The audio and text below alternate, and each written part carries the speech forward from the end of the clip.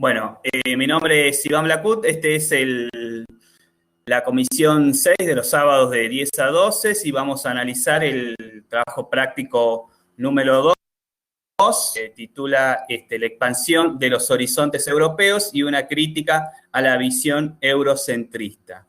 Trabajo práctico número 2 de la Cátedra de Historia Social de la Cultura. Bien, primero vamos a comenzar a pensar sobre el eurocentrismo, ¿no? Y lo vamos a poner bajo una etiqueta al término eurocentrismo como una creación casi mitológica, es decir, una historia que fue creada para que otros crean que esa historia es verdad. ¿Y por qué decimos justamente bajo la etiqueta mitológica, de un mito del eurocentrismo? Para que nosotros tengamos idea, nosotros actualmente nos manejamos y socialmente hay una gran mirada social hacia Europa como una sociedad muy culturalmente más avanzada, más organizada, tecnológicamente más organizada, más desarrollada. Se cree que esto es así desde siempre. Ustedes manejan muchas veces esa idea, la mirada hacia la Europa, como una sociedad mucho más compleja, y nosotros quedamos justamente en las periferias, en los alrededores de esa Europa. Eso no siempre ha sido así, y de hecho hasta el día de hoy tampoco lo es así. La idea de una Europa superior, la idea de una Europa en la cual está la mayor parte del conocimiento de la humanidad y están las grandes soluciones a los problemas de la humanidad, y así también, como lo vemos hoy día, los grandes capitales económicos en la Europa actual. Bueno, Europa, esto no siempre ha sido así. Para que ustedes tengan una idea, esta hegemonía dentro del pensamiento y dentro de las estructuras de poder sociales, esta dominación social, recién se ha impuesto hace aproximadamente 150 años, ¿no? Digamos, en su totalidad. Hay todo un proceso en el cual Europa está transformando, ¿no? A través de procesos violentos, se ha ido transformando en la Europa actual. El proceso de violento hacia afuera, hacia adentro.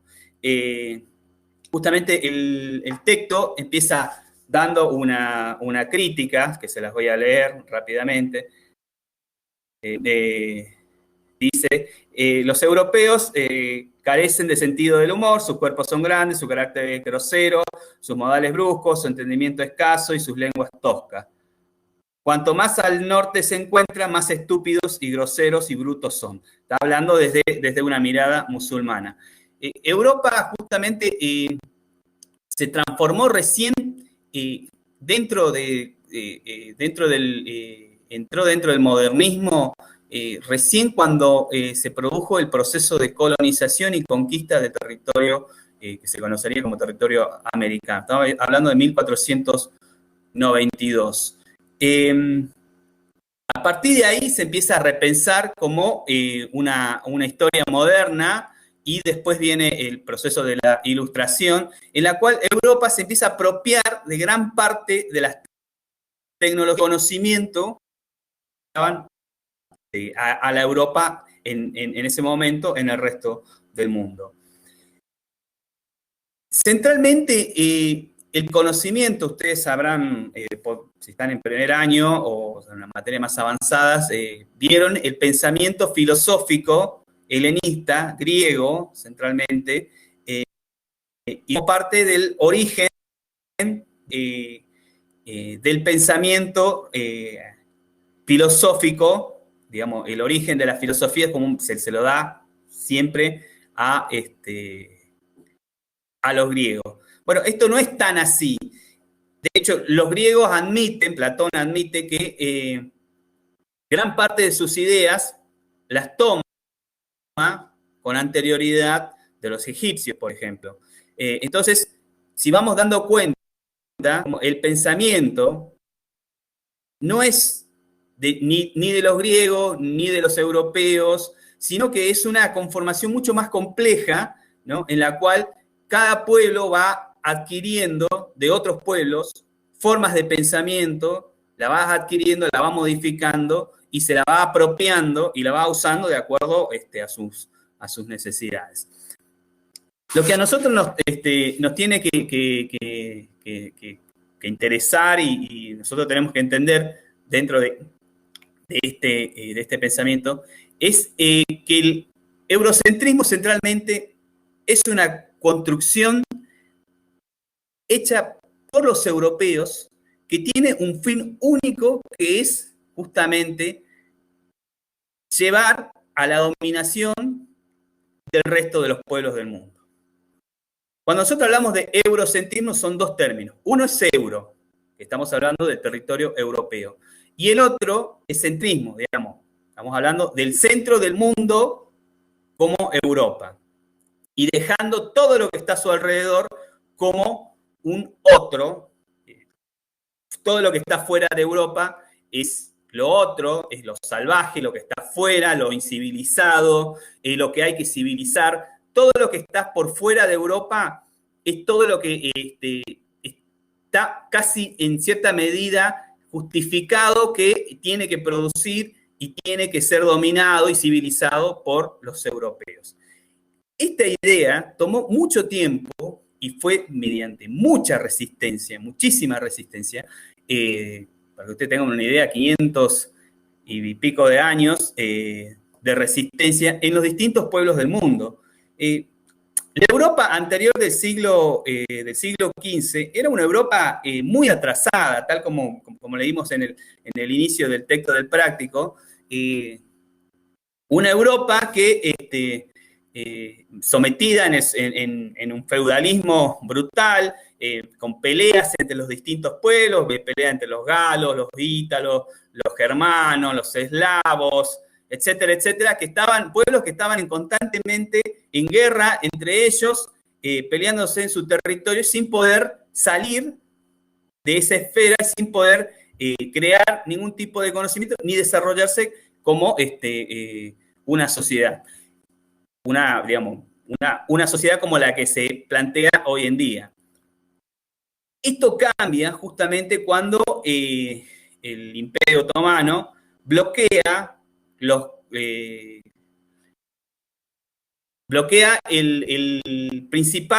principal ruta hacia la China. La antigua China, que era muy apreciada por sus productos, igual que India, por sus productos en tela, por sus metales y por sus especies. Esto obliga justamente a los europeos a que tengan que buscar nuevas rutas para poder llegar a volver a comerciar con esos territorios. Y en esa búsqueda aparecen justamente los genoveses que exploran y cruzan el Atlántico y se encuentran, con el territorio americano, que se encuentran con lo que es hoy en día América Central. A partir de ahí empieza a haber un proceso de enriquecimiento. Ustedes imagínense, los distintos pueblos europeos estaban en constante guerra, no podían avanzarse, algunas veces uno ganaba, avanzaba sobre un territorio, y la otra vez volvía para atrás. En ese proceso habían estado durante más de 1000 años en ese tipo de guerras, y esto viene cuando se empieza a conquistar y a colonizar el territorio americano, esto empieza a cambiar. ¿Por qué empiezan a cambiar? Justamente porque el territorio americano le empieza a proveer materia prima, por un lado, y por otro lado, metales preciosos, riquezas, que les permiten crecer.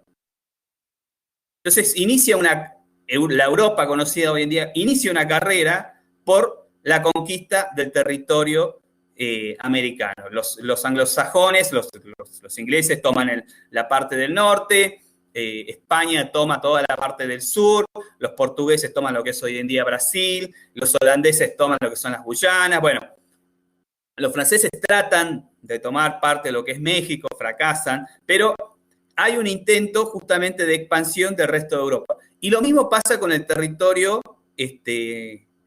africano. El territorio africano se lo terminan dividiendo completamente los europeos, terminan dividiendo casi,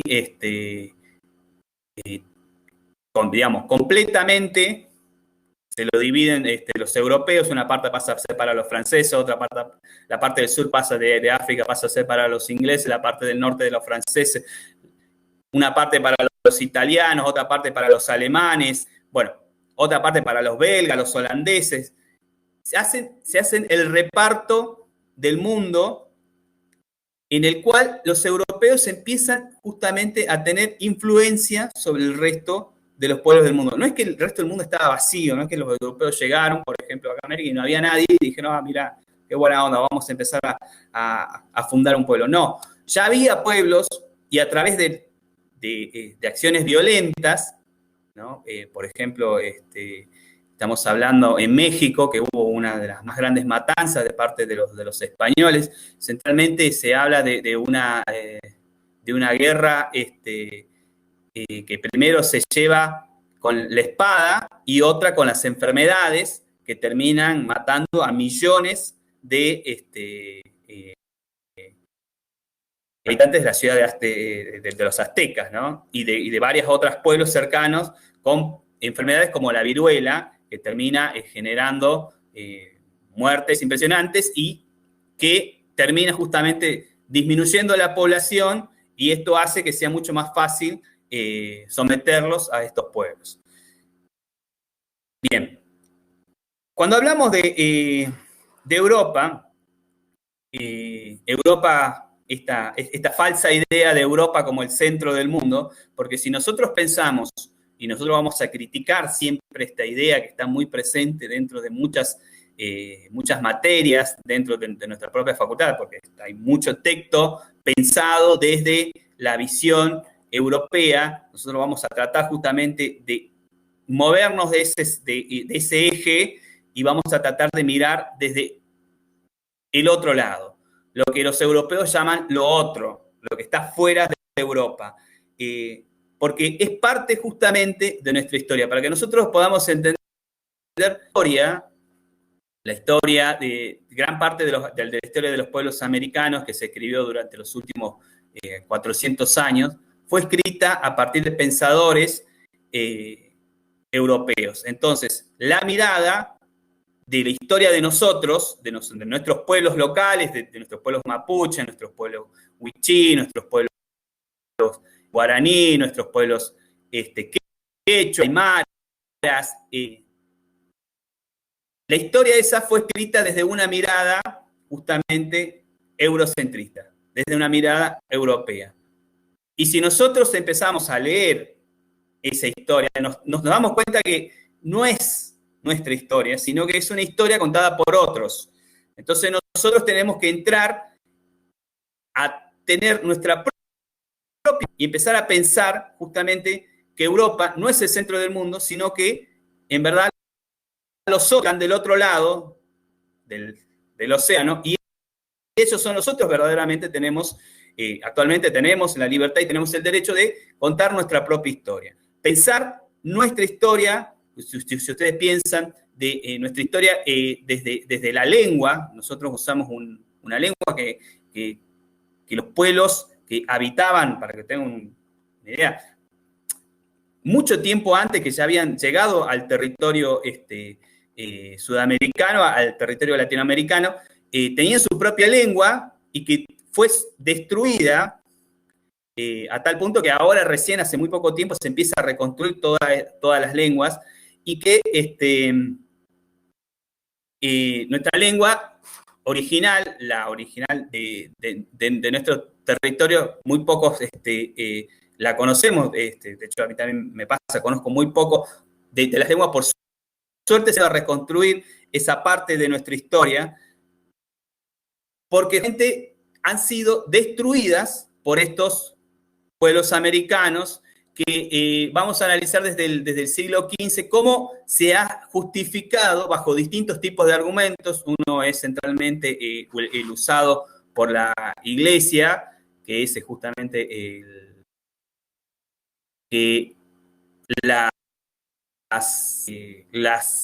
otras actividades que hacían los pueblos americanos eran actividades herejes, porque adoraban a distintos dioses, bueno, etcétera, etcétera, etcétera, y que había un solo Dios y que nosotros le teníamos que corresponder solamente a ese Dios. Bueno, con esa idea se destruyeron infinidad de culturas y se impuso violentamente una sola cultura. Así también se impuso un solo tipo de lengua y se impuso también lo que resta hoy en día, una mirada del mundo que es una mirada eurocéntrica en la cual nosotros estamos tratando justamente de destruir para que nosotros podamos escribir y pensar desde nuestra mirada nuestra propia historia. Para que ustedes tengan una idea, hasta 1870 Europa fue la periferia. Europa no era el centro del mundo, sino que verdaderamente donde residían los grandes pensadores, donde las grandes tecnologías eran en India, y de hecho, para 1800, la revolución industrial, la revolución gracias a Inglaterra tenía grandes depósitos de carbón que permitieron movilizar las maquinarias de vapor. La tecnología del manejo del acero la implementaron los chinos. Contrataron a chinos para poder llevar y aprender a manejar a la tecnología a nivel industrial y producir acero a nivel industrial. Lo mismo hicieron con India, que les robaron gran parte de sus métodos de producción, los grandes telares, si bien los desarrollaron los ingleses, pero las técnicas de producción y los materiales, por ejemplo, la lana, fue justamente algo que lo manejaban los hindúes y la calidad que había, para que ustedes tengan una idea, hasta tener ropa de algodón es mucho más cómodo que siempre que tener ropa de lana. Los ingleses recién pudieron apropiarse de este tipo de tecnologías y de materiales recién para 1800. Igual que la seda y muchos otros materiales, la pólvora es un invento chino y que también la usaron los europeos para poder ellos después construir armas más complejas y con las que pudieron ir conquistando violentamente al resto de los pueblos del mundo. Entonces, vamos viendo que esta idea de Europa como el centro del mundo, que hoy en día también se la cuestiona, nosotros la cuestionamos y se la cuestiona totalmente, ustedes verán dentro de distintos medios de comunicación lo que pasa en Europa, no quiero hablar sobre eso, pero se dan cuenta que el centro del mundo no es como ellos lo plantean, sino que en verdad son un pueblo más dentro del complejo de entramado de pueblos que hay en el mundo. Nosotros tenemos nuestra mirada histórica, nosotros tenemos nuestra historia, y el resto de los pueblos también tienen su historia, y cuando nosotros tenemos que pensar esta historia, no la tenemos que ver desde una mirada centralmente eurocéntrica, sino la tenemos que ver desde una mirada mucho más amplia, pensando en los otros pueblos. ¿Y por qué es así? Justamente porque la historia de los otros, es decir, la historia de nosotros, porque ellos nos dicen que nosotros somos los salvajes, los incivilizados, etcétera, etcétera, somos los que hay que llevarle el desarrollo. Habrán escuchado muchas veces ese término, que son los pueblos, no son pueblos desarrollados, ellos en el desarrollo, son discursos que hasta el día de hoy se siguen manteniéndose dentro de las esferas políticas y dentro de muchas esferas en las cuales se toman las decisiones más importantes. Entonces nosotros tenemos que romper con esa idea y tenemos que pensar que nosotros podemos pensar nuestra propia historia y podemos desarrollarnos como pueblo. Bien. El origen del pensamiento en sí, el pensamiento de la humanidad se la puede trasladar hace más o menos, para que tengan una idea, hace 7.000 años atrás, contando desde este año, y lo podemos centrar en la antigua Egipto, donde se empezaron a crear las primeras ciudades-estados, las primeras ciudades donde se empezaron a plantear una enorme cantidad de problemas sociales y de que se empezaron a solucionar. Después de este conjunto de ideas, ¿no? Por ejemplo, la idea de un Dios único es una idea egipcia.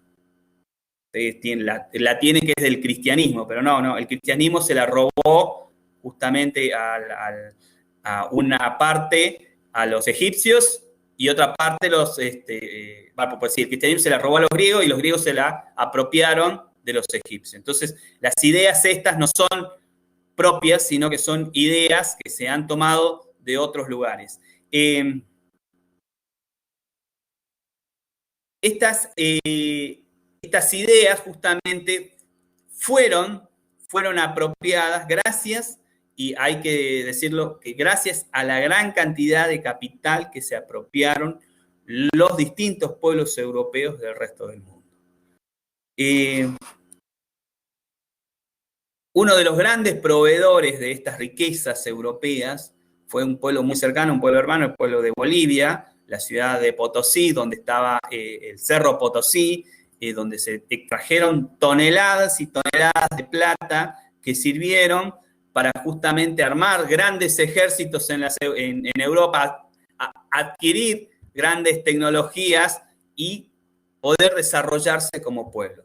Y esto no fue gratuito para nosotros, ¿no? Porque además de haberse llevado todas las riquezas de la tierra del pueblo americano, después también con esas riquezas los pueblos europeos, una vez que tenían dividida gran parte del territorio del mundo, esclavizaron a África, los convirtieron en esclavos y los trasladaron a los pueblos americanos para justamente producir materia prima. Este desarrollo se produjo violentamente en manos de los europeos. Acá en América tenemos infinidad de casos justamente en la fueron diezmados, masacrados y llevados casi hasta su total extinción y saqueados, y los que sobrevivientes fueron sometidos y obligados justamente a pensar de un modo y no de otro. Los pueblos americanos, por suerte, ofrecieron una gran resistencia y nosotros podemos disfrutar hoy en día de algunos de los valores culturales que han sobrevivido de los pueblos americanos. El rito de la Pachamama, por ejemplo, es uno de los ritos que sobreviven hasta el día de hoy y que nosotros orgullosamente lo podemos expresar y mostrar al mundo. Pero bueno, si fuese por un pensamiento eurocentrista, se lo podría mirar desde una mirada casi religiosa. Supongamos que el Vaticano decide que esto no va más y bueno, y se termina destruyendo todos estos valores culturales. Bueno, no sé si vamos bien hasta ahí. Vamos a empezar después a responder algunas de las preguntas del práctico. ¿Vamos bien hasta ahí? Vamos a hacer una pequeña pausa. Bien. Entonces, como veníamos diciendo, esta historia eurocéntrica que está basada en un pensamiento centralmente como es la modernidad, ¿no? La modernidad, para que ustedes la ubiquen socialmente, históricamente, se la ubica a partir de 1492, un inicio de una etapa social que se le etiqueta como la modernidad, en la cual justamente los pueblos europeos son los que se empiezan a apropiar de gran parte del conocimiento producido por otros pueblos, gran parte de conocimientos, tecnologías y riquezas con las cuales Europa se empieza a transformar y se convierte en lo que es hoy en día lo que es la la Europa actual, una Europa que lleva justamente los grandes capitales al resto del mundo. El texto de la expansión de los horizontes europeos y una crítica a la visión eurocentrista, justamente habla de los circuitos, habla de 3 circuitos comerciales. El primer circuito es justamente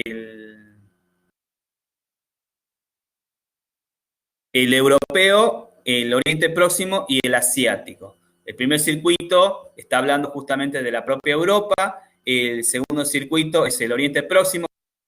Cuando habla de eso se refiere a el norte de África y lo que es hoy en día Irak, todo lo que se conoce como Asia Menor, y el asiático, que estamos hablando de India y China. Este circuito económico, que es el que les permite a Europa justamente, por ejemplo, apropiarse de algunas ideas, por ejemplo, el papel moneda. El papel moneda era muy usado en China mucho tiempo antes que los habitantes de Florencia se les ocurra la idea de crear bancos y crear papeles para hacer transferencias monetarias, que era mucho más sencillo en vez de llevar la bolsa de monedas. Era más fácil dar un papel que decía que valía tanto valor en oro y era más fácil transferirlo. Esas ideas, digamos, y el papel moneda, como nosotros lo conocemos y como lo manejamos hasta el día de hoy, es una idea china. El texto también habla justamente de que todos ellos tenían, dice, varias características en común, la invención del dinero y el crédito, justamente, mecanismos para crear capital. Bien, esta parte es importante porque nosotros tenemos que entender que dentro de todo este proceso del modernismo se produce un quiebre entre dos modelos, un quiebre en un modelo social en Europa, que es el feudalismo, que se transforma y pasa a ser el modelo que nosotros tenemos hasta el día de hoy, que es el capitalismo. Y esto se produce en parte por la Revolución Francesa, rompe las ideas de monarquía y habla de una libertad del hombre, en la cual el hombre tiene derecho a decidir y tiene derechos a poder pensar, derechos a poder elegir, derechos a ser una persona socialmente igualitaria frente a otros hombres, que es la idea central de la Revolución Francesa. Estas ideas justamente en paralelo, que en poco tiempo después, casi unos 10 años después, se produce en Inglaterra la Revolución Industrial y estos dos componentes generan un quiebre dentro de las relaciones feudales y se transforma la sociedad durante el siglo XIX, toda una pasa de un modelo feudalista a un modelo capitalista. Justamente cuando hablamos de la invención del dinero y del crédito, estamos hablando de esta generación de distintas formas de capital que en conjunto se centran en Europa principalmente, ¿no? Es capital que se producen en una etapa anterior a la Revolución Industrial. Este capital se conforma con la producción del uso de la mano esclava, que es extraída ya tenemos un capítulo especial sobre África, ¿por qué África? En la cual los distintos pueblos africanos son sometidos, obligados, cazados, atrapados, pueblos enteros, llevados así en barcos negreros y son trasladados hasta distintos puertos en el territorio americano y son convertidos en esclavos para la producción de materia prima. Esclavos que se los lleva a Brasil, Estados Unidos, a Centroamérica y también a nuestro territorio, lo que es hoy en día Argentina. Esta producción de capital justamente es lo que se permite después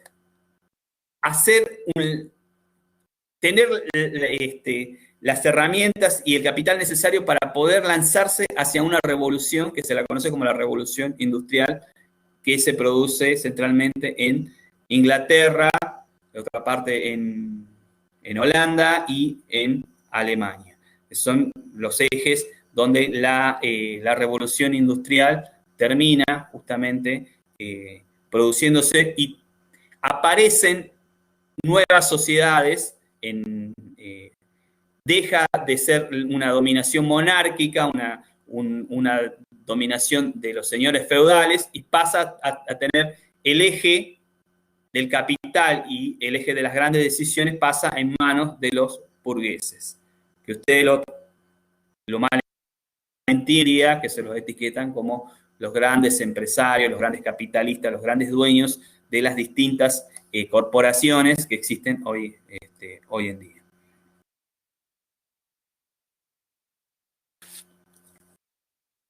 Bien, cuando hablamos de modernidad, justamente estamos hablando de un conjunto de pensamientos que se las apropia europeos y que trae durante el Renacimiento y después la Ilustración, son ideas que empiezan a surgir y se empiezan a producir grandes desarrollos en el pensamiento centralmente europeo, ¿no? Y que estas ideas generan nuevos tipos de desarrollos sociales y de desarrollos tecnológicos, ¿no? Durante todo este periodo. El texto también habla de una parte de la teoría difusionista, ¿no? Cuando habla de la teoría difusionista, estamos hablando de justamente una teoría que habla de una sociedad o de un grupo social o de una cultura que tiene un único origen, en este caso la ubica dentro del origen europeo. Nosotros, tal como veníamos analizando, nos damos cuenta que el origen de la mayor parte de los pensamientos de la humanidad, de las grandes tecnologías y de las grandes riquezas, no estuvo centrada en Europa. Y hasta el día de hoy tampoco está centrada, sino que son esos pueblos que son denominados como los otros pueblos para los europeos, son los que realmente han producido gran parte del conocimiento de la humanidad y han producido gran parte de la riqueza y han producido gran parte justamente de los desarrollos sociales que los europeos se han apropiado de maneras distintas, comúnmente de maneras violentas, y en la cual, que hasta el día de hoy sigue sucediendo, ¿no? Esto no ha cambiado. Y que justamente esta idea difusionista de que hay un pueblo solo que es el que produce la cultura, yo les doy el ejemplo más claro, que es, por ejemplo, cuando ustedes hablan de cultura, a una persona le preguntan, ¿y qué es la cultura para vos? Y se imagina, no sé, una persona tocando el violín, por ahí en un teatro, tipo griego o romano, con estilo griego o romano, y dicen, bueno, eso es cultura, ¿no? Toca una pieza de música clásica. Esas ideas están totalmente erradas, porque si nosotros pensamos acá, dentro de nuestro territorio, poder repensar que lo que nosotros hacemos, por ejemplo, el rito del carnaval, no es cultura, digamos, estamos negando nosotros nuestra propia identidad y estamos asumiendo justamente que la cultura es otra cosa y nosotros no hacemos cultura. Esa idea es una idea justamente que nosotros tenemos que romper y tenemos que pensar que nuestra cultura es nuestra y nosotros la tenemos que mantener, y la cultura, que si bien también son actividades culturales, la de los otros es otra cultura. Bien. Ahí habla justamente de las plagas sociales, después justamente, y del mito de la superioridad eurocentrista, que la vamos a ver más centrada en una de las etapas más oscuras de la humanidad, que es justamente con el surgimiento del fascismo y del nazismo, en la cual esta idea de superioridad de raza y cultura es exacerbada a puntos muy extremos en los cuales se producen enormes matanzas y masacres con el resto del mundo, con el fin justificatorio de la superioridad racial y la superioridad cultural. Por eso no vamos a entrar en eso. Sí hay una idea que esta idea de superioridad se impone dentro de nuestros esquemas sociales.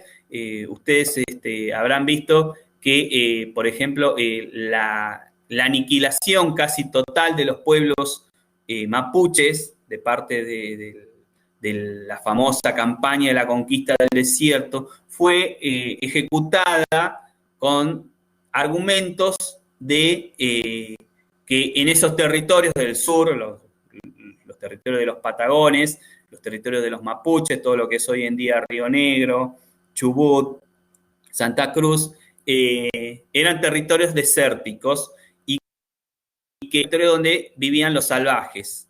A esos salvajes no tenían que ocupar esos territorios y había que llevarle justamente el conocimiento y la civilización, y como se resistían, entonces había que someterlos, y como se resistían, entonces había que destruirlos.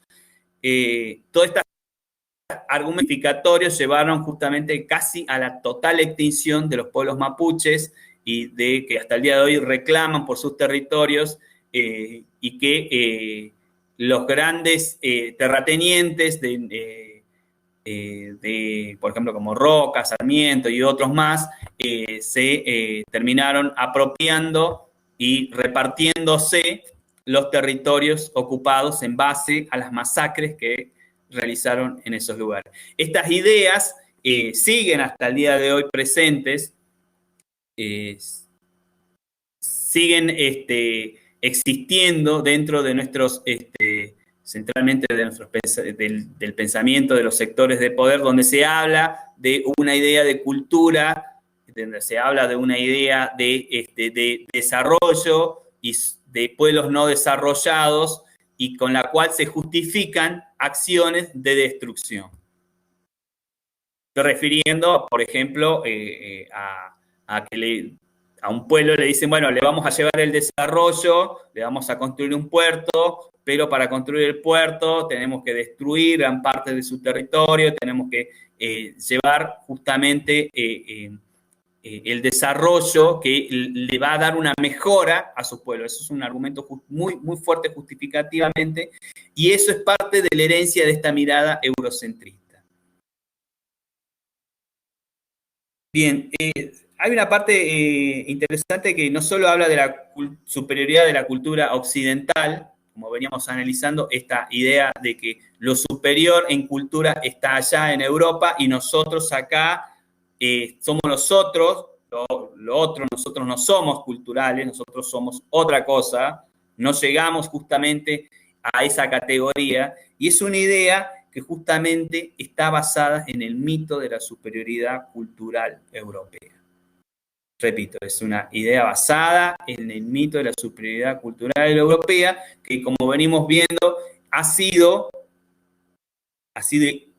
implementada de manera violenta gracias a la de grandes capitales, de grandes, por ejemplo, del territorio, las grandes cantidades de oro, cantidades de plata que le sacaron, y después solución de los pueblos, y con la imposición de la mano de obra esclava para la producción de materia prima, para justamente llevar a esta idea de justificación superior, de superioridad cultural europea. Se habla de un mundo moderno en la cual Europa es lo moderno, es lo nuevo, y el resto del mundo se tiene que someter justamente a estas ideas. Europa es lo más avanzado. Nosotros somos lo pasivo, lo que miramos y aprendemos de ellos, y somos la periferia, lo que está alrededor de ese centro del mundo. Y Europa es justamente este centro que lleva la modernización hacia adelante. Bueno, estos argumentos son muy, muy visibles dentro de muchos de los pensadores que hay hoy en día, muchos textos que nos nosotros tenemos con mirada eurocentrista, por eso tenemos que entrar en la crítica de esta mirada para nosotros poder también, al leer el texto, poder hacer la crítica y poder posicionarnos y decir, bueno, mirá, esto lo decís vos porque estás mirándolo desde ese lado.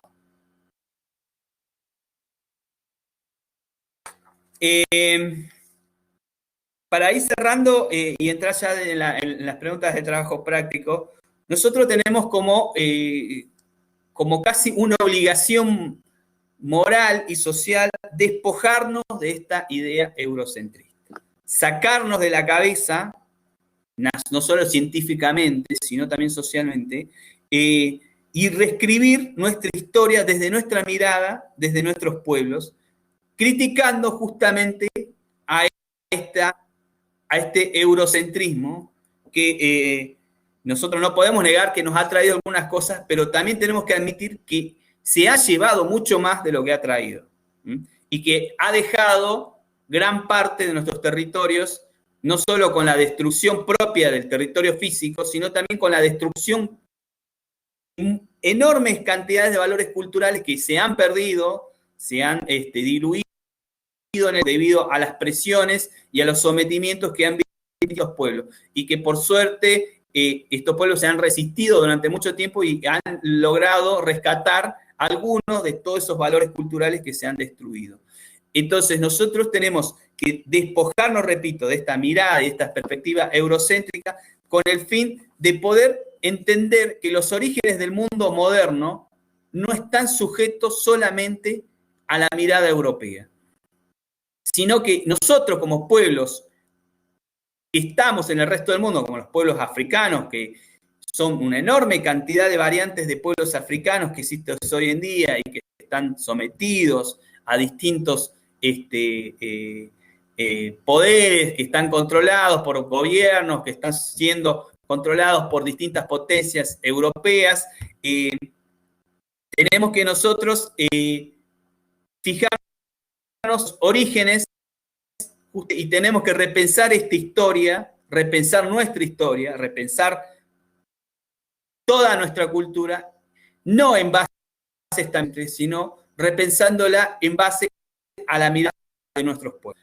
Entonces, entender que Europa no fue el centro del mundo y del desarrollo, cuando se habla justamente de un periodo de la Ilustración y del Iluminismo, se la piensa siempre en conceptos europeos. Y nosotros tenemos que entender que la historia de la humanidad no fue la primera vez que hubo una gran capitalización de conocimiento dentro del territorio. También lo hicieron mucho más antes los chinos y lo hicieron mucho más antes los africanos. Entonces, poder tener una mirada mucho más amplia, nosotros poder repensarnos, ¿no? Repensarnos desde nuestra historia y desde nuestra destrucción de nuestros pueblos, con la conquista y la colonización de nuestros territorios americanos, que hasta el día de hoy se ven sometidos, es necesario que nosotros podamos entender que esta mirada eurocéntrica no es en sí la que nos tiene que someter dentro de nuestros pensamientos, ya sea científicos o culturales. Bien, hasta ahí llegamos con el tema de eurocentrismo.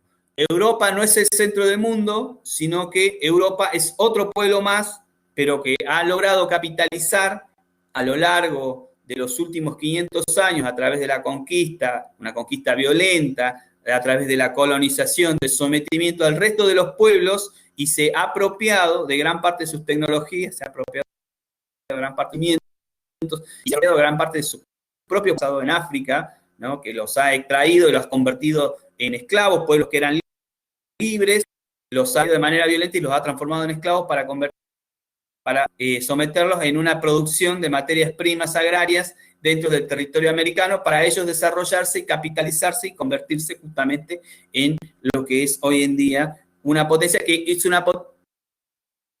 conjunto de países que se han enriquecido en base a las riquezas de otros pueblos.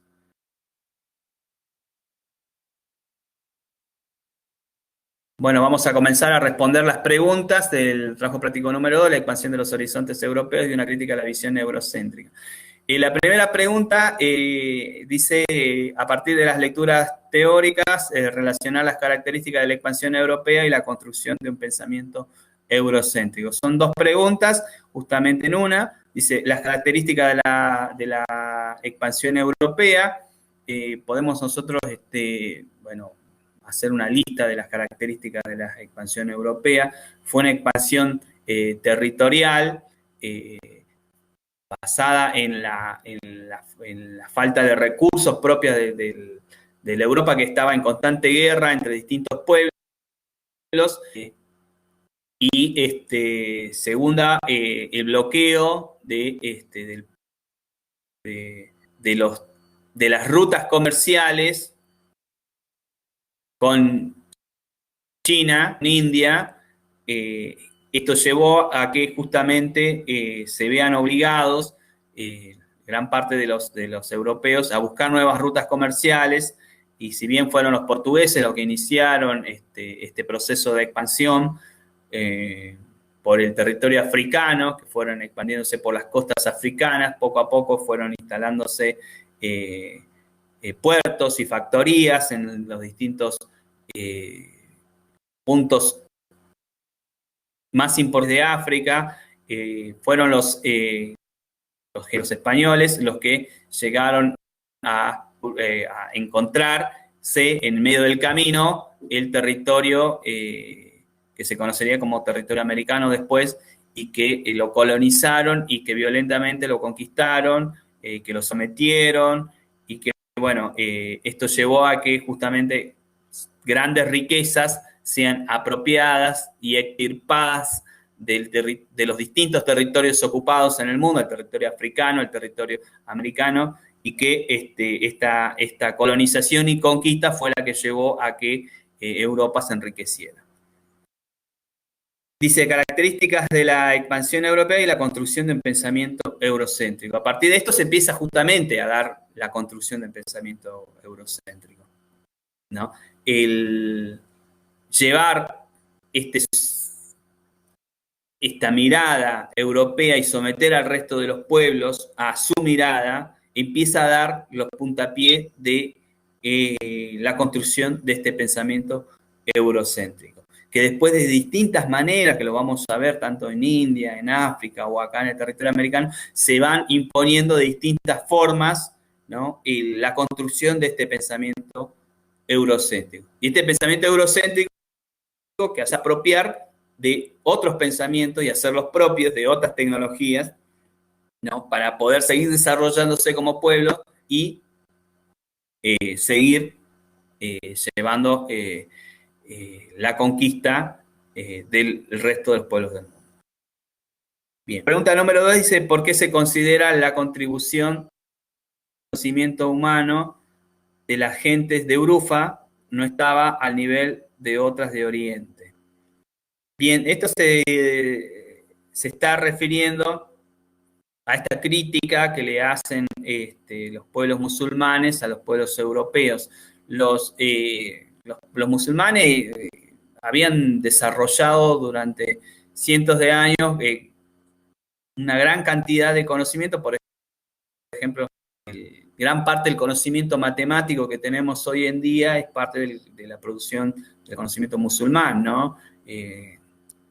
Ellos, dentro de sus pensamientos religiosos musulmanes, necesitaban justificar la existencia material de su Dios, y empezaron justamente a hacer investigaciones astronómicas y matemáticas, en las cuales desarrollaron enormes cantidades de conocimiento. Por ejemplo, ustedes habrán disfrutado lo que es el álgebra en la secundaria. Bueno, el álgebra es una ciencia justamente fundamentada dentro del pensamiento musulmán, ¿no?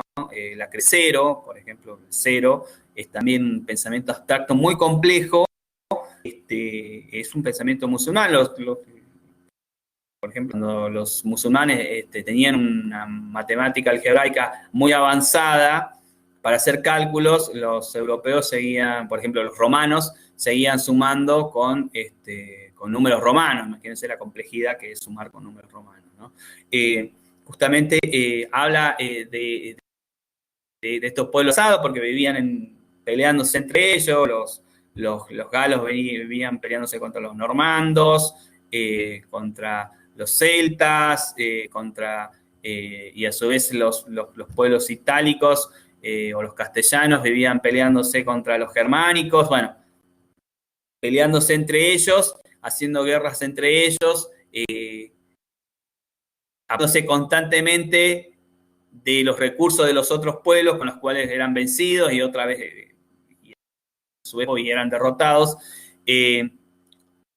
Esto llevó a un atraso enorme dentro de estos pueblos europeos, en los cuales, para que ustedes tengan una idea, ni siquiera tenían desarrollado un sistema de cloacas, digamos, dentro de los pueblos. La mayoría de los europeos hace sus necesidades en la mañana, se levantaba un balde y abría la ventana y la tiraba a la calle.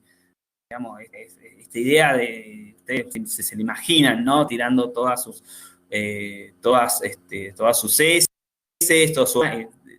tiradas en las calles, y bueno, esa era la forma en la cual vivían los europeos. Por eso justamente para el 1300 peste bubónica casi los aniquila totalmente, ¿no? Porque, digamos, su situación sanitaria era muy precaria y justamente, bueno, llevó a la mortandad durante varios años de millones de personas en Europa. Justamente a esto se refiere al nivel de Oriente. Para que tengan una idea, cuando los portugueses llegaron a Japón, y los japoneses lo veían como unas personas, unos totalmente salvajes, y a los portugueses les impresionaba, por ejemplo, el nivel de pulcritud que manejaban los japoneses, ¿no? El rito de poder entrar a las casas y tener que sacarse el calzado de los japoneses y entrar con otro calzado a la casa para mantener justamente la armonía y la limpieza de las casas japonesas, y rito de tener que higienizarse cotidiana a los japoneses, les parecía algo jamás pensado por los europeos y por portugueses en este caso, que estaban, imagínense, con suerte, si se bañó alguna vez,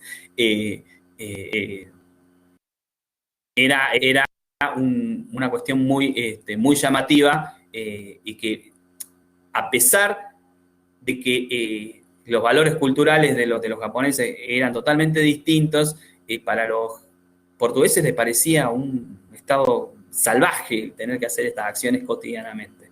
Entonces, igualmente para los chinos, ¿no? Que cuando llegaron los ingleses a China, digamos, las tecnologías de los ingleses eran muy, muy, muy básicas a la par de las tecnologías que manejaban los chinos. Los chinos ya manejaban el acero, conocían todos los secretos para el desarrollo de acero, conocían el desarrollo, por ejemplo, de la seda, la porcelana, y la seda es algo que los volvió loco a los ingleses. Imagínense, ellos todavía vestían ropas de lana y hechas de pieles, algunos otros tipos de desarrollo en su ropa, pero haber llegado y poder sentir la suave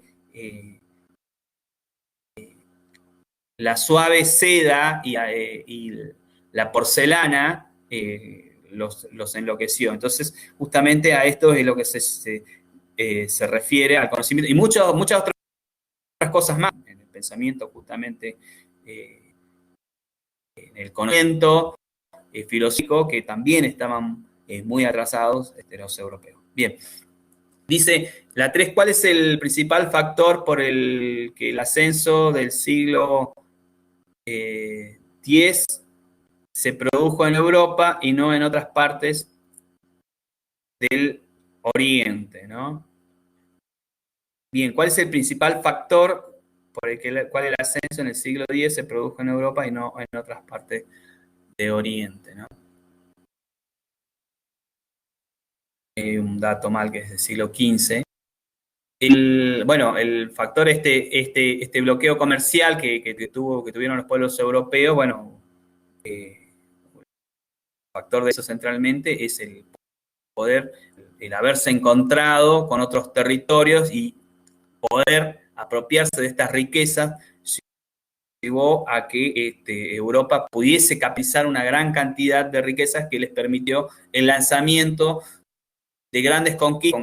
Fíjense, una gran cantidad de riquezas les permitía a estos pueblos tener un mayor desarrollo en ejércitos, ¿no? Y a su vez en otras tecnologías y poder apropiarse de otros territorios. Bien, dice, describida por lo que Abu Lughod sostiene porque el ascenso no se debió a un factor de inevitabilidad. Bueno, el factor de inevitabilidad se refiere justamente que esto se podría haber dado de una u otro modo. En un momento o en otro este proceso se iba a dar, ya sea desde los pueblos europeos o desde otros pueblos.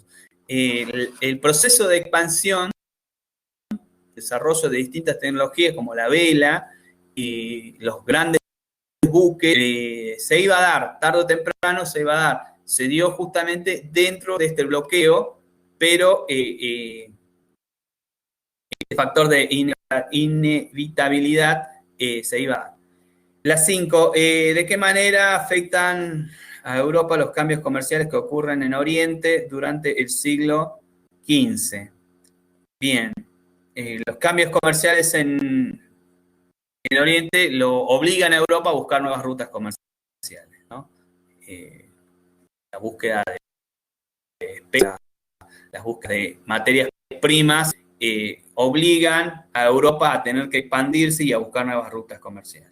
Caracteriza el concepto de ascenso de Occidente. Bueno, es un concepto bastante complejo, ¿no? El ascenso de Occidente. El ascenso de Occidente se está hablando justamente de esta imposición de los pueblos europeos en un periodo que llevó más de 500 años, imponerse sobre el resto de los pueblos del mundo. Ocupación de África, el sometimiento de China, el sometimiento de los pueblos hindúes en India, la destrucción de los pueblos americanos. Bueno, todo esto llevó a que Occidente se le llame el ascenso de Occidente, justamente porque esta ocupación territorial llevó a que estos distintos países en Europa, estos pueblos europeos, mejor dicho, no países, aumentasen su ocupación y su espacio y con esto aumentasen sus cantidades de riqueza. Este ascenso, ¿no?, llevó a que, como ya lo hemos dicho, se apropien de distintas riquezas, valores culturales de otros pueblos, y a través de un movimiento violento se lleve a este desarrollo, ¿no?, en Europa, y también lo tenemos que tomar en cuenta la Revolución Francesa como una parte de esta ruptura para llevar al cambio de un modelo social a otro, y la revolución industrial dentro de este ascenso de Occidente. Bien, las 7, ¿cómo influyó la teoría patogénica de las enfermedades? Bueno, esa es en el replanteo de la victoria de los colonizadores españoles. Bueno, la teoría patogénica habla justamente de este conjunto de enfermedades que llevaron al resto del mundo los pueblos europeos, como la viruela. La viruela que generó enormes cantidades de matanzas y de muertes mayores que la de los propios conquistadores. Y si bien los conquistadores, imagínense cuando Cortés llegó a tratar de someterlo a Moctezuma en la ciudad azteca, eran 200 soldados frente a un pueblo que llegaba casi al millón, y con un ejército mucho más amplio. Además de las distintas estrategias que realizó Cortés con los otros pueblos mexicanos que estaban enemistados con el pueblo azteca y que llevó a facilitarlo para introducirse y someter a Moctezuma, fueron las enfermedades, esta teoría patogénica, fueron las grandes enfermedades que trajeron los europeos, la que realmente a diezmar a estos pueblos, llegó a debilitar a tanto de no poder defenderse debido a que estaban la mayoría muriéndose o estaban en un estado de enfermedad. Eso mismo le pasó acá a los pueblos sudamericanos y a muchos pueblos africanos, ¿no? Esta teoría de la teoría patogénica, la teoría de las grandes enfermedades. Bien, la 8. ¿Por qué se considera que hay discrepancia entre la concepción del origen de la victoria de América entre el siglo XVI y durante la Ilustración? Bien, la conquista de América, digamos, la ocupación territorial y al haber derrotado de una manera muy rápida dentro de los espacios y de los movimientos de los ejércitos europeos, les pareció muy rápida la conquista de otros pueblos y la ocupación de enormes cantidades de territorio. Ustedes imagínense, ellos estaban guerreando entre ellos durante cientos de años y de repente en menos de 100 años logran la ocupación de enormes cantidades de territorio en el resto del mundo. Esto justamente hace creer que tuvieron una victoria en la conquista y colonización del territorio de América, ¿no? Y habla de la discrepancia con la Ilustración, justamente porque la Ilustración se da en el siglo XVI, XVII y llega hasta parte del siglo XVIII. Esta Ilustración, que justamente es en la cual la Ilustración, las ideas del iluminismo, en las cuales aparecen grandes pensadores, ¿no? Como Leonardo da Vinci, Galileo, que traen nuevas ideas y traen nuevas formas de pensamiento que hacen que en la gran etapa de la Ilustración, por ejemplo, en Florencia, que fue una de las ciudades más ricas de Europa durante este periodo, en las cuales se capitalizó, porque Florencia en Italia capitalizó gran parte de las riquezas, ¿no? Justamente Florencia fue una de las ciudades vanguardias en las cuales se desarrolló el capital financiero, los grandes bancos.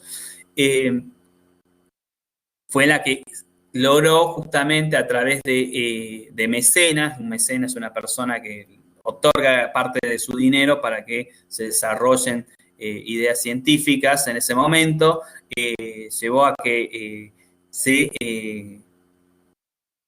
rescaten gran parte del pensamiento que ya había sido creado por los pueblos egipcios, que había sido creado por los pueblos chinos, por otros pueblos africanos, pueblos americanos, por pueblos griegos, que se apropien de ese conocimiento y que se lleve a un desarrollo. Habla justamente discrepancia, justamente porque no es que la ION llevó a una conquista más apropiada, ni tampoco justamente la conquista del territorio americano o de los territorios africanos llevó justamente a un proceso de desarrollo más rápido de la Ilustración. Hubo una y otra. La apropiación de grandes capitales permitió que una sociedad enriquecida pudiese dar parte de su capital para el desarrollo de estos pensamientos y de estas tecnologías. Justamente habla por eso de la discrepancia. La 9 dice, ¿por qué se afirma que ciertas concepciones sobre el capitalismo ayudaron a mantener la idea que Europa era la cima de la civilización durante el siglo XIX? Bueno, como ya les dije, Europa recién empieza a ser parte del eje del mundo recién hace 150, 160 años. Estamos hablando de las concepciones del capitalismo. El capitalismo aparece posterior al desarrollo de la revolución industrial, en la cual se pasa de un modelo de sociedades monárquicas feudales a un modelo de desarrollo de sociedades capitalistas en las cuales el eje de poder está en la sociedad burguesa, una clase social alta que posee grandes cantidades de riquezas y capitales que son las que son dueños de grandes territorios y centralmente de las industrias, son dueños de la maquinaria en la cual se produce, aparece una nueva clase social, la clase obrera, y en la que produce nuevos tipos de materias primas. A lo que se refiere, dicen, las concepciones del capital ayudaron a mantenerse en la cima de la civilización, es porque justamente hubo en Europa una idea de división del mundo en la cual decía, bueno, las industrias van a estar centradas en Europa, Inglaterra centralmente, y otra parte en Alemania, y otra parte en Holanda, y el resto del mundo va a producir materias primas para estas industrias. El resto del mundo, estamos hablando de África, Asia y América, que van a producir justamente materias primas, y esto permitió justamente que estas ideas de este mito de superioridad civilizatoria se mantuviese durante todo el periodo del capitalismo. Entonces, estas ideas de desarrollo, las ideas de concepciones de grandes tecnologías, quienes la producen, que en ese momento, en el siglo XIX y en el siglo XX, era Europa, se mantuvo durante el proceso de capitalismo y hasta el día de hoy sobreviven muchas de esas ideas de civilización bajo otros términos, ¿no? Como por ejemplo el término de pueblos desarrollados y pueblos subdesarrollados, que lo habrán escuchado esas dos categorías, en las cuales los pueblos desarrollados ayudan de distintos modos a los pueblos subdesarrollados, ¿no? Y si los pueblos subdesarrollados a veces se resisten a ser desarrollados, bueno, hay métodos violentos en los cuales se los obliga a desarrollarse, ¿no? A que sean más civilizados. En el siglo XX se explota el mundo en en la Primera Guerra Mundial, en la Segunda Guerra Mundial, y después de esto se da un proceso justamente en la cual la expansión de los capitales europeos se da en el resto del mundo, ¿no? Hasta nuestros días. La pregunta 10 dice, según su conocimiento, el desarrollo y crecimiento durante los siglos XVIII y XIX afectaron a toda Europa o solo algunas regiones. Bueno, eso lo dejo para que ustedes lo lean, según su conocimiento. Así que, bueno, según el conocimiento de cada uno, lo va a definir según basándose en el texto, ¿no? Se sintetiza a partir de esta ficha el concepto de eurocentrismo. Bueno, esta idea del mito eurocentrista, primero aclaremos, ¿no? El mito eurocentrista y la modernidad, que es un concepto en la cual hay una idea de superioridad cultural, una idea de superioridad en conocimiento, una idea de superioridad en capitales, que se sostiene este mito en la cual una cultura está casi obligada a llevar el conocimiento y la civilización al resto del mundo, ¿no? Esta idea de Euro, que el conocimiento está en Europa, ¿no? Y es una idea que hasta el día de hoy, como lo venimos criticando, es una idea que sobrevive dentro de gran parte de los textos científicos que usamos hoy en día. Van a tener otras materias y van a tener que tener una enorme, pero un alto nivel de mirada eurocentrista. Bien. Eso búsquenla, está ahí, hay varias partes que la define en el texto, en la ficha de cátedra número 5, está ahí dispersa, búsquenla y sáquenla a la idea de eurocentrismo. Por último, por si penúltimo, el clic de cambio que supone eliminar las ideas eurocentristas de los presupuestos básicos de la CIALE. Bueno, esto lo veníamos discutiendo, ¿no? Estos presupuestos básicos, nosotros nos tenemos que justamente entrar en crítica y sacarnos estas ideas civilizatorias, estas ideas eurocentristas, esta mirada de la construcción del conocimiento científico y la construcción de los valores culturales de nuestros pueblos, desde la mirada eurocentrista, sacárnoslas y poder repensarlas desde nuestra mirada.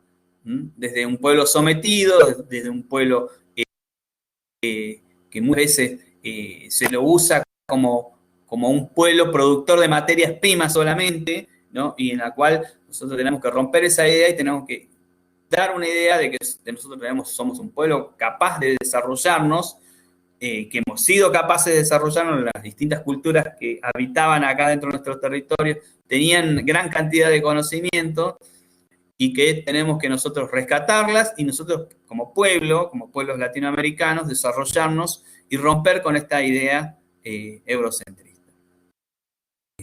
Y centralmente en nuestra tarea desde nuestra mirada científica social. Bien. La última dice que balance hace Anderson sobre la hegemonía europea. Bueno,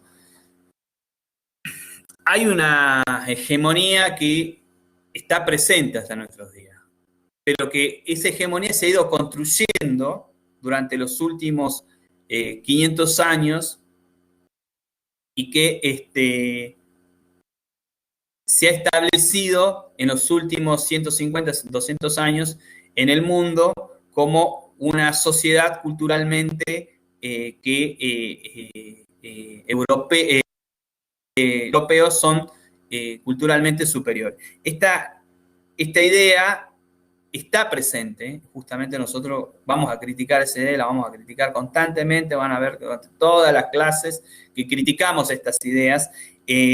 Esta hegemonía europea está presente, pero que no la tenemos que, nosotros no tenemos que a tomarlas como tal. Las tenemos que tomar con una pinza, analizarlas y empezar a repensar la idea de nuestros pueblos, de nuestra historia y construir nuestro propio conocimiento. Ser críticos a las miradas eurocéntricas y a partir de allí repensar justamente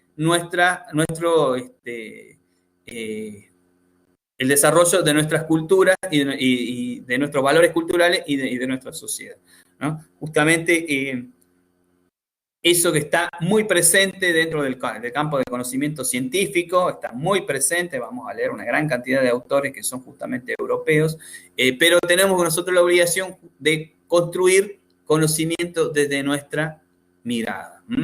Mirarla a Europa no como una sociedad avanzada culturalmente, sino que mirarla como otro pueblo más que en muchos casos ha sido mucho más, en términos propios europeos, mucho más bárbara que nosotros mismos. Esta idea de desarrollo, que esta idea de una sociedad superior, que en verdad ha llevado mayor cantidad de destrucción que la de los propios pueblos, a las cuales los europeos etiquetan y los determinan como subdesarrollados, como salvajes, como pueblos sin civilización. Entonces, poder nosotros tener esta mirada crítica sobre la hegemonía europea. Bueno, esa es la última pregunta. No sé si tienen alguna otra pregunta, la vamos a responder.